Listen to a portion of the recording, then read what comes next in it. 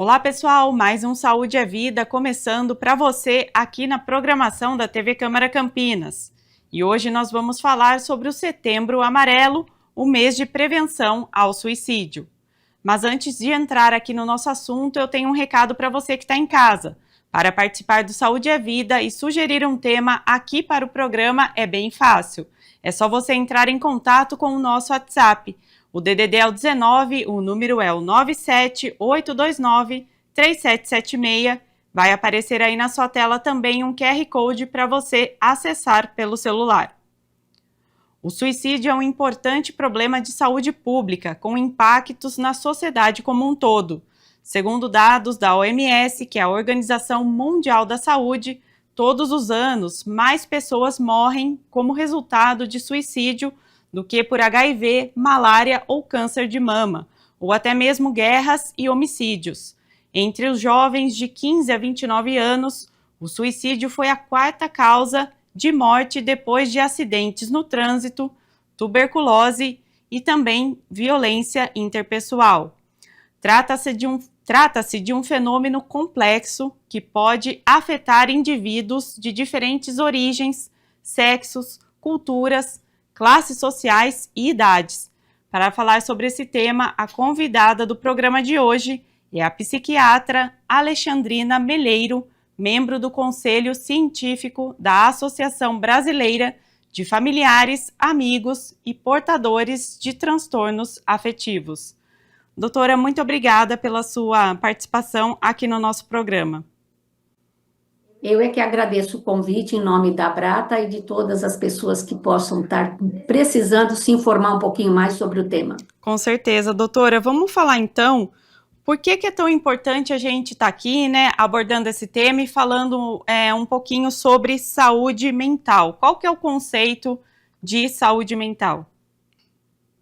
Olha, saúde mental é mais do que ter a saúde física, a saúde psíquica, de ter um bem-estar, de ter qualidade de vida, é a pessoa poder estar bem com ela mesma e bem no ambiente onde ela está. E nisso, né, nós quando falamos de saúde, a gente sempre esquece a parte mental, só pensamos na parte física. Por isso, a importância de cada vez mais diminuir o estigma, o preconceito, quando falamos da nossa mente, do nosso psiquismo, para que as pessoas possam lembrar que isso é parte importante da vida. E, doutora, quais são os problemas de saúde mental, né, relacionados a isso, mais frequentes na população brasileira? Olha, o mais frequente no Brasil é a ansiedade, que infelizmente o Brasil ganha assim no ranking de país mais ansioso, embora temos um clima tropical, sejamos um país abençoado, mas a ansiedade, segundo dados da própria Organização Mundial de Saúde e também dado de pesquisa aqui do Brasil, é a ansiedade. Depois a depressão. A depressão nas Américas é o segundo lugar, só perde para os Estados Unidos. Então, com todos os benefícios que nós temos no nosso país, ansiedade e depressão são bastante prevalentes na população brasileira. O que a gente tem que procurar cuidar da saúde como um todo, principalmente jovens que têm aí um futuro pela frente para que não sejam acometidos tão precocemente. Doutora, tem um estudo que foi realizado aqui pela Unicamp que 17% dos brasileiros em algum momento já pensaram seriamente em dar um fim à própria vida e desses 17%, 4,8% chegaram até a elaborar um plano para isso. Que sinais que uma pessoa com ideias suicidas ela começa a emitir, né? Para a gente deixar aqui uma forma de alerta também para a população, ajudar alguém que conheça. Esse estudo foi muito importante, é de 2006, feito pelo colega da Unicamp, o Neuri Botega, onde mostra assim que a população tem pensamentos suicidas, então a qualquer momento, por alguma contrariedade, algum problema mental, ele pode pensar em querer morrer, mas ele demove aquele pensamento, tira da cabeça e vai. À medida que a situação não vai melhorando, esse pensamento pode progredir para uma ideia de suicídio, o desejo, a intenção de se matar e aí o ato. Muitas vezes as pessoas às vezes comentam, falam com quem está do lado, seja pai, mãe, filhos, parentes, na escola, no trabalho, fala alguma menção de que a vida não está valendo a pena viver, se eu pudesse eu morreria, eu queria desaparecer, expressões assim, que muitas vezes no corre-corre do nosso dia a dia a gente passa desapercebido e não percebe que aquela pessoa está deixando de ter motivos para viver.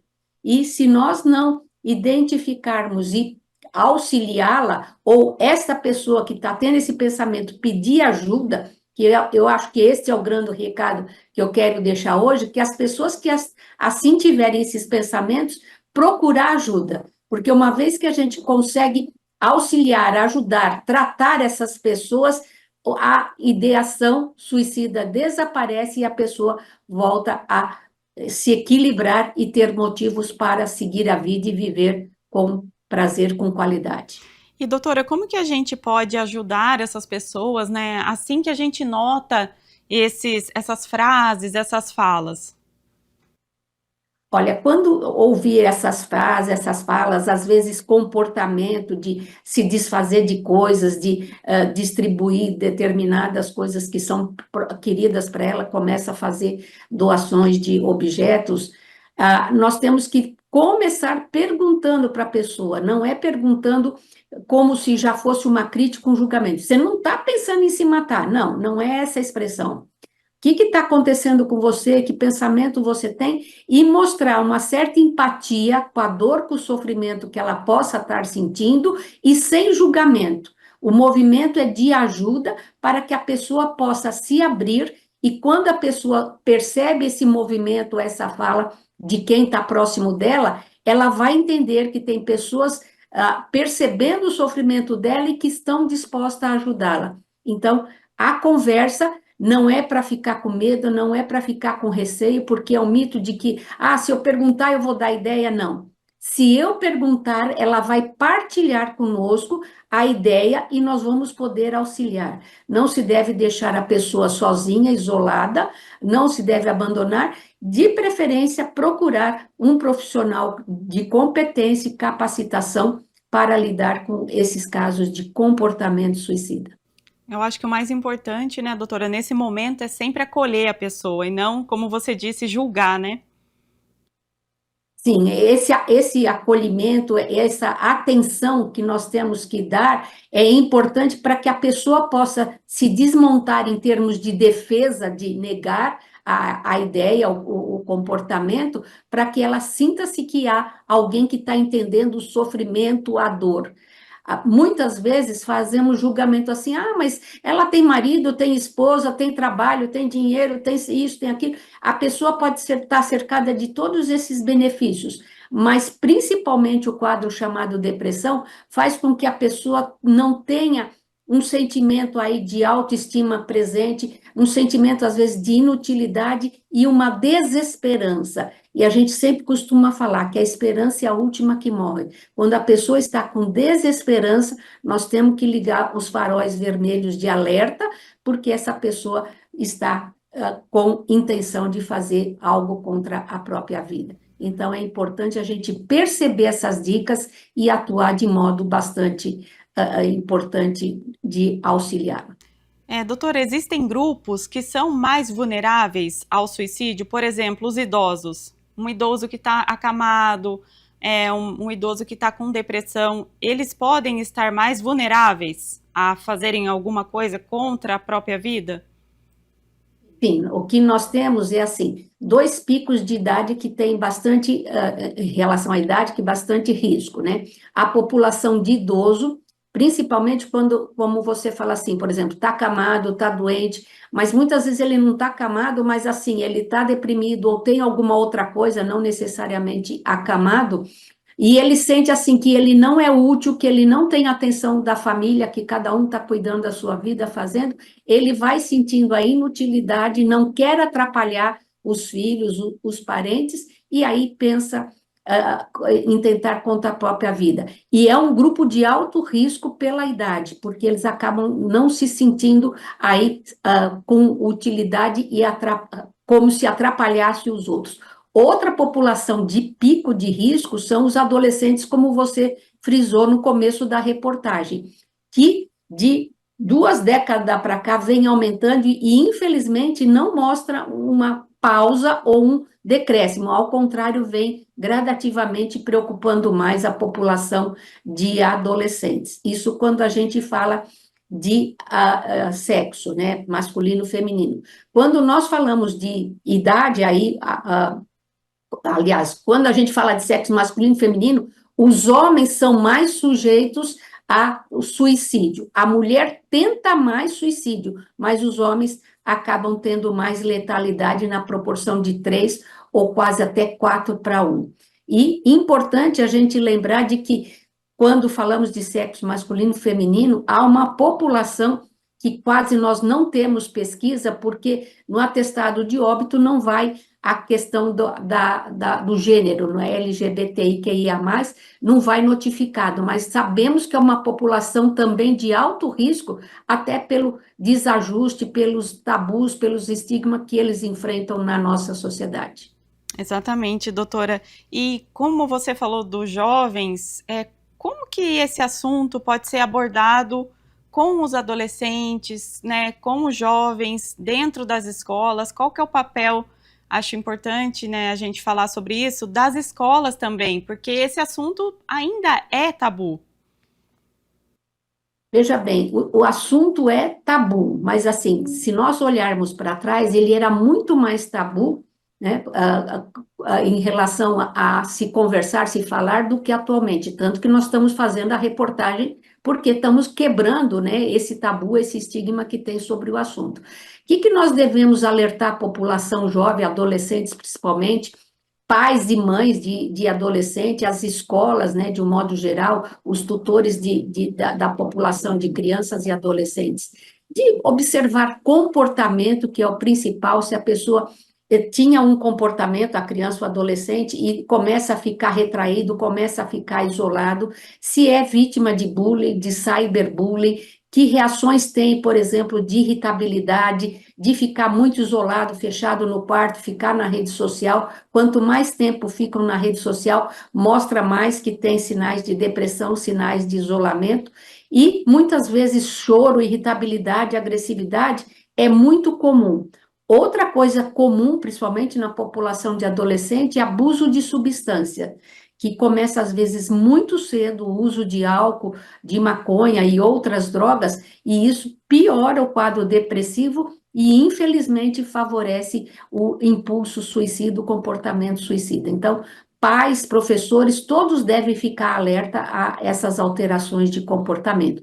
E se ele tem alguma outra patologia, se tem TDAH, se tem depressão, se tem pânico, ansiedade, se tem alguma outra coisa que possa estar fazendo com que ele aí venha a ter possibilidade, uma doença física debilitante, mesmo em adolescente, determinadas coisas do quadros neurológicos, quadros deformantes, né, vítimas após um acidente, após uma queimadura por acontecimentos, ela pode desenvolver um quadro depressivo e com isso não desejar viver. Doutora, existem algumas atividades que podem ajudar essas pessoas a afastar essas ideias suicidas? Por exemplo, atividade física, algum curso, algum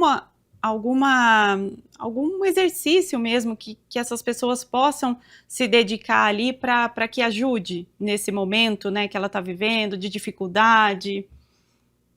Então, veja bem assim, aí nós falamos dos fatores de proteção para que ela venha poder ficar bem.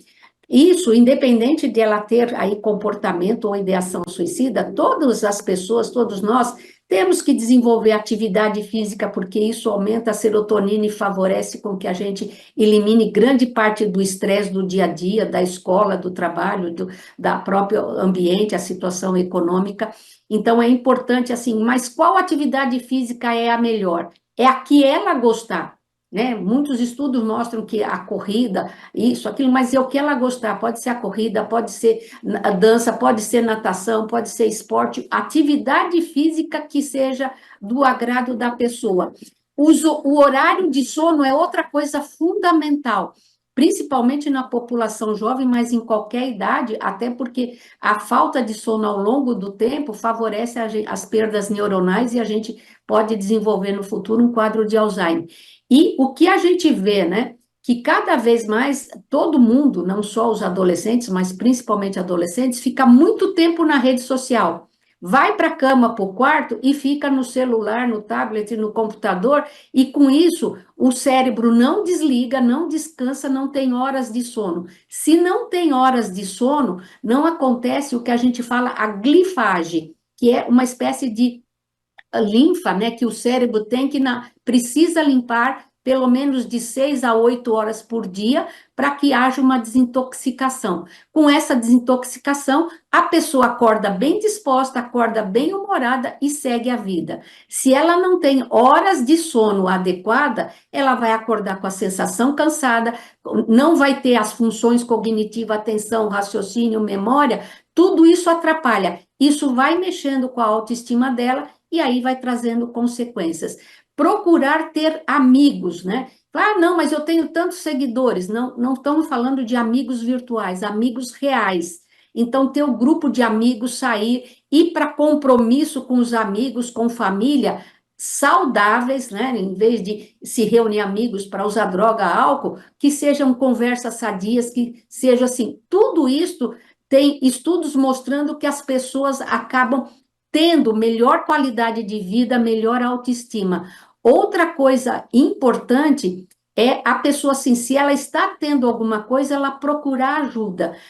Pais, né, mães, professores, sempre procurar fortalecer a autoestima, dar estrutura para que ela desenvolva resiliência, que é a capacidade de enfrentar adversidades. Se ela enfrenta adversidades, ela vai ficar mais longe de pensar em acabar com a vida, de ter ideação suicida, porque ela está bem com ela. Todos nós temos um lado que fica, às vezes, triste, né? Às vezes não é todo dia que estamos de bom humor, mas isso é passageiro e acaba se vencendo isso. Quando esses estados começam a ficar mais constantes, começa a ficar mais presente e não reduz, procurar ajuda ou oferecer ajuda, se você está diante de um filho, de um aluno que precisa, para que a gente possa oferecer. Isso também numa empresa em qualquer idade, porque no começo você falou, o suicídio ele não escolhe idade, gênero, sexo, profissão, pode acometer todas as classes, todas as pessoas, por isso a gente tem que ficar alerta. E se tem problemas mentais na família, por genética, ou mesmo a pessoa já tem, também temos que estar alerta e oferecer ajuda a essas pessoas. É exatamente isso, doutora. Inclusive, o Setembro Amarelo de 2025, né, deste ano, o tema é: se precisar, peça ajuda. Então, acho que a gente tem que reforçar aqui que é muito importante pedir ajuda. É importante pedir ajuda e quem receber esse pedido de ajuda, saber oferecer ajuda. Como a gente já enfatizou, não vir com julgamento, não vir com crítica, pelo contrário, estar bastante empático, aceitar e a gente perceber a dor de quem está procurando ajuda, a dor que ele está sentindo. Ah, mas eu no lugar dele não sentiria. Você não é ele. Você tem que olhar como é que ele se sente e oferecer ajuda do que a pessoa precisa, porque muitas pessoas, às vezes, procuram ajuda, mas não são compreendidas, não é entendida claramente do que acontece e da necessidade que tem. Doutora, aproveitando até, queria que você falasse um pouquinho sobre a campanha, a importância dessa ação da sociedade. A gente disse, né, ainda é tabu, mas está melhorando muito, as pessoas estão mais abertas a esse tema, estão falando sobre isso. Veja bem, a campanha começou já há muitos anos atrás, no Brasil foi em 2014, mas já a Organização Mundial já tinha feito antes, a partir de um jovem americano que tinha um carro, ele reformou o carro todo, um Camaro amarelo, e todo mundo era conhecido no bairro, no interior dos Estados Unidos, e de repente, assim, do nada, sem que as pessoas tivessem percebido que ele não estava bem, ele se suicidou. E aí, ali a vizinhança fez cartõezinhos, né, os adultos, escrevendo justamente isso que é o lema da campanha deste ano. Se você estiver se sentindo com angústia com alguma coisa, peça ajuda. E entregou um cartãozinho para todos os jovens na época. E isso tinha uma fitinha amarela, e isso ficou como símbolo, a Organização Mundial adotou, outros países, assim como o Brasil pegou forte pela Associação Brasileira de Psiquiatria, junto do CVV, junto do Conselho Federal de Medicina, que espalhou-se mais a campanha do Setembro Amarelo. Mas eu quero enfatizar que não é só setembro. Setembro é quando a gente comemora o Dia Mundial da Prevenção do Suicídio, mas a gente tem que estar disposto a ajudar ou pedir ajuda o ano inteiro. Eu sempre falo, bastante sério, né? As pessoas acham que é brincadeira, mas é bastante sério, que assim, é amarelo o ano todo, a prevenção se faz o tempo todo. Tem períodos que isso fica mais sério, por exemplo, final do ano, quando as pessoas fazem balanço do que planejava fazer em 2025, conseguiu, não conseguiu, e às vezes algumas pessoas ficam contrariadas. Datas de aniversário, datas comemorativas, são momentos oportunos. Então, a gente sempre tem que estar pensando que o tempo todo nós temos que estar fazendo prevenção. Então, é amarelo o ano todo, para que a gente possa estar ligado, alerta, oferecendo ajuda, ou se a pessoa está dentro disso, ela pedir ajuda, porque eu acho que é uma coisa importante. Toda pessoa com comportamento suicida, ela tem o que nós chamamos a ambivalência. Ela quer morrer? Não. Ela quer sair do problema, da dor, do sofrimento que ela está. É uma dor psíquica intensa. Se nós oferecermos ajuda, a gente consegue gradativamente com que ela venha ter motivos para viver. E é esse o nosso grande alerta de procure ajuda, porque motivos para viver você vai encontrar. Mesmo, doutora, a gente pode falar da própria pandemia, né, que trouxe aí uma onda de casos de depressão e também de ansiedade. Foi um momento, assim, que muitas pessoas ficaram nervosas, né, foi uma dificuldade muito grande para muita gente, e isso acabou resultando no que a gente vê, acho que muito hoje, né, essa ansiedade, essa depressão. Esses momentos também influenciam, né? Sim, veja bem, a pandemia, né? Eu acho que de todas as pandemias que se teve ao longo de mais de um século, né? Todos os desastres, guerra, esta pandemia da Covid-19, ela sem dúvida mexeu com todo o planeta e o número de mortes foi assustador e também o número de pessoas que ficaram, né? Diante de tanta reportagem, de tantas mortes, de tantas perdas, acabaram ficando com o que a gente fala, depressão, ansiedade e também o transtorno do estresse pós-traumático, também aumentou a dependência ao álcool, isso por estudos, aumentou casos de divórcio, né, porque as pessoas passaram a ficar mais próximas, e assim como a violência doméstica. Então, a pandemia, ela trouxe bastante consequências e isso repercutiu no estado mental das pessoas. Então, é importante também a gente pensar de que a pandemia, ela meio que autorizou as pessoas que antes tinham algum problema mental, mas tinham vergonha de falar, tinham estigma, o preconceito. Após a pandemia, muitas pessoas passaram a procurar ajuda médica, ajuda psiquiátrica ou psicológica, porque não, depois da pandemia eu fiquei mais ansioso, eu fiquei mais deprimido. Passou a ter um motivo, né, uma desculpa de que com a pandemia, muito embora alguns a gente perceba que já estivesse doente antes mesmo da pandemia, mas a pandemia agravou muitos quadros. Vale lembrar, né, de que a grande atleta Simone Biles, na Olimpíada em Tóquio, ela estava lá, né, e tinha, assim, todo o sucesso que já tinha anteriormente, estava ali sendo cotada como uma das melhores, né, chegou no meio da competição, ela simplesmente parou e não competiu, né? Por quê? Emocionalmente ela não estava bem. E eu lembro muito da frase dela que ela fala: tudo bem não estar bem. Isso é importante para que a gente possa entender o que Simone Biles, assim como outros influencers, outros atletas, param e dizem, não estou bem mentalmente, fazer o tratamento para que possa, com isso, evitar uma tragédia maior. É tratando o transtorno mental, tratando o emocional, que a gente evita o comportamento suicida. Exatamente, foi fundamental esse ato, né, da Simone. E, doutora, como que as pessoas podem buscar ajuda, né? Como estou tendo pensamentos suicidas, como buscar ajuda? Quais centros a gente pode procurar? Tem o CCV, que faz um trabalho muito importante.